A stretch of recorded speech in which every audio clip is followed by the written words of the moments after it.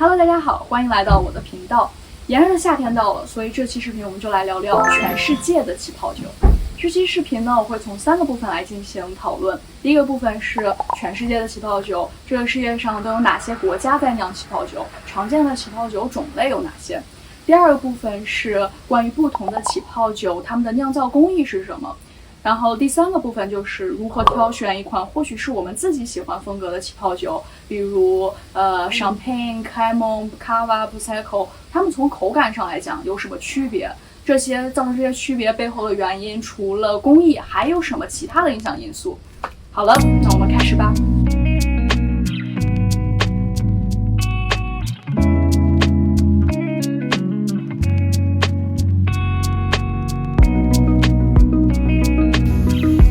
好的，第一部分，全世界的起泡酒。我们从法国说起。首先最常见的香槟。香槟这里要注意的是，香槟是法国起泡酒的一个种类，但是它也是一个产区的名称。只有产自于法国香槟产区的起泡酒才能不够被称为香槟。香槟的主要酿酒品种有3个：霞多丽、黑皮诺和莫尼耶。这3个品种大概占据了香槟99%的生产，但是还是有一些其他的品种、法定品种存在的。比如我原来就喝过香巴涅塞西巴什，它就是7个法定品种的一个混酿，但是主要的酿造品种当然还是那3个。这3个品种中，沙克道内它是一个白葡萄品种，莫尼耶和皮诺努瓦和它是一个黑葡萄品种。所以有时候我们会在酒标上面看到，比如 Blanc de Blanc 白中白香槟，意思就是由白葡萄品种酿造的香槟，基本上就是霞多丽酿造的。然后还有 Blanc de Noir 就是黑中白香槟，基本上就是由 Pinot Noir 或者是莫尼耶来酿造的。除了香槟产区以外呢，法国第2大起泡酒的酿造产区就是卢尔河谷，2个法定的子产区就是索姆和伍弗莱的起泡酒。关于索姆河的起泡酒的内容，大家可以去看我卢尔河谷的那一期的第2集。然后关于乌黑这个产区，他们的主要的起泡酒酿造的品种就是白士南，因为白士南具有天然的高酸度，所以就是一个非常适合酿造起泡酒的品种。除了香槟产区和卢尔河谷的松姆河和乌黑以外，法国还有一个非常大的一个起泡酒种类，它叫做克莱蒙起泡酒 Cremant。大家一般在酒标上面如果看到 Cremant 的什么后面那个地方，就证明它是产自于这个产区的 Cremant。比如勃艮第的 Cremant 就叫做 Cremant de Bourgogne， 然后阿尔萨斯的就叫做 Cremant d'Alsace。所以从酒标上我们就能看到这是一款来自于哪个地区的克莱蒙起泡酒。然后每个产区之间它们的法定品种都是可以有区别的。然后法国本土境内它是有8个克莱蒙的产区。但这里要注意的是，一般情况下我们会认为克莱蒙它就是法国的一个起泡酒的种类，但是其实在法国之外也有2个地区它是可以运用这个名字的。一个是比利时的卢瓦地区，它的酒标就上面就会写 Cremant de Wallonie。 还有一个就是卢森堡，它就会写 Cremant de Luxembourg。 法国大概就是这些。下一个我们来说意大利。意大利的起泡酒种类很多，名称很多，这里我主要介绍最常见的2种。首先第一个 Prosecco 的产区是意大利东北部的维尼托和弗留利这2个大产区内部的一些小产区。它的酿酒品种的名称原来就叫做 Prosecco， 现在为了区分的原因，然后就改名成了类了。如果大家想要挑选一款可能是自己喜欢风格的 Prosecco， 酒标上面是有一些可以帮助我们选择的关键词的。首先就是有时候你会在酒标上看到 Spumante 和 Frizzante 这2个词，它们2个的区别是 Spumante 它代表的是起泡，完全起泡，然后 Frizzante 它代表的是一个微起泡、半起泡的一个概念。所以就是你可以按照自己喜欢的气泡的程度、气压的这种因素去选择一款或许是自己喜欢风格的起泡酒。还有一个是大家一定会在酒标上面找到的关键词，就是残糖。从最干到最甜有3个等级，就是天然型、会、绝干型 extra dry 和干型 dry。但这里要注意的一点就是，普遍上来说 Prosecco 它的残糖水平是高于香槟和 Cava 的，所以大家可以自己去按照喜欢的甜度去选择一款 Prosecco。大家有时候在酒标上面还会看到2个词是 Lieve 和 Gardive。比如像这款Prosecco 上面就写了 Galadize， 它们的区别是，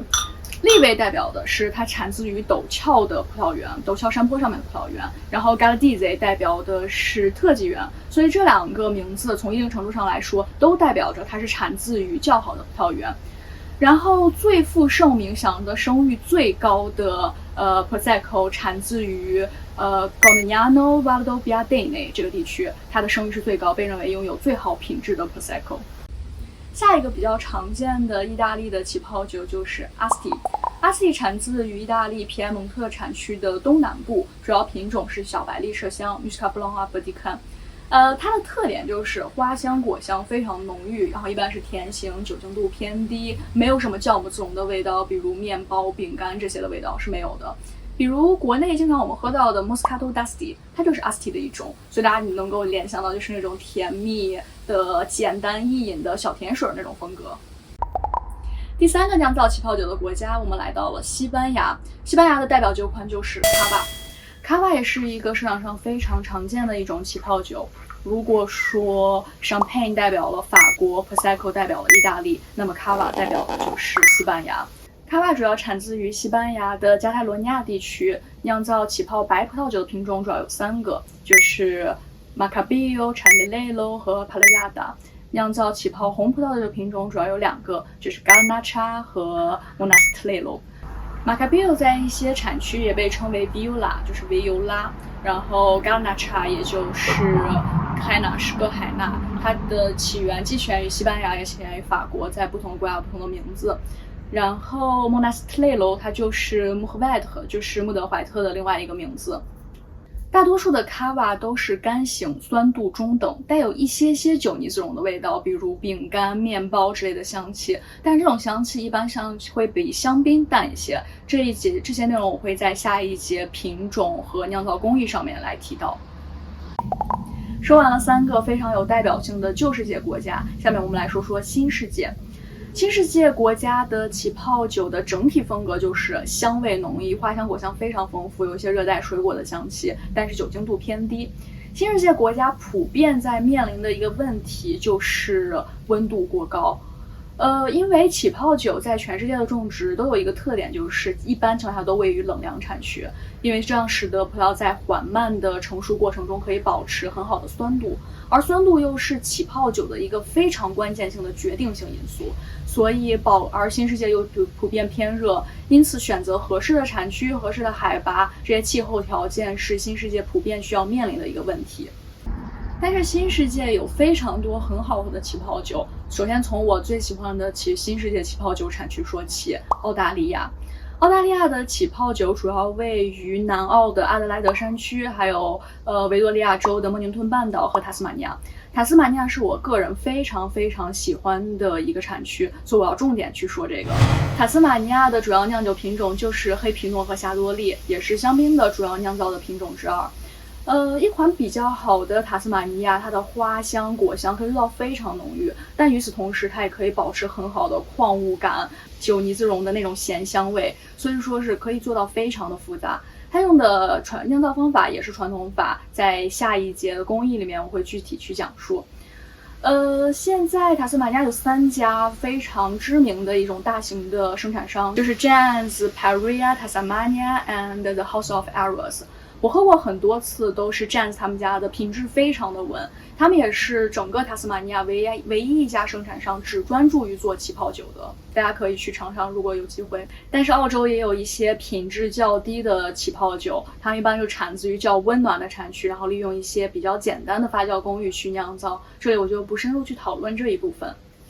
下一个新世界的起泡酒酿造国家，我们来说说德国。德国是全球起泡酒人均消费量最大的国家，他们消费最多的起泡酒就是 Sekt 赛克特。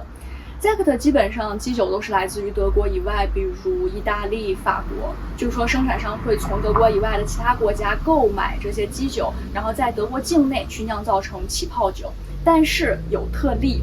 就是如果大家在酒标上看到了 Deutscher Sekt， 它就是德国起泡酒的意思。凡是酒标上写了这个词的，就代表着让葡萄必须要在德国境内种植、酿造，一切流程必须要在德国境内完成。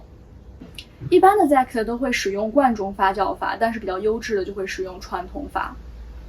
其实新世界的很多其他国家也都在酿造气泡酒，比如美国的加利福尼亚、新西兰的马尔堡，然后南非的西开普省，很多的地区都在酿气泡酒。但是因为我自己喝过的也比较少，所以这些部分我就不妄加评论了。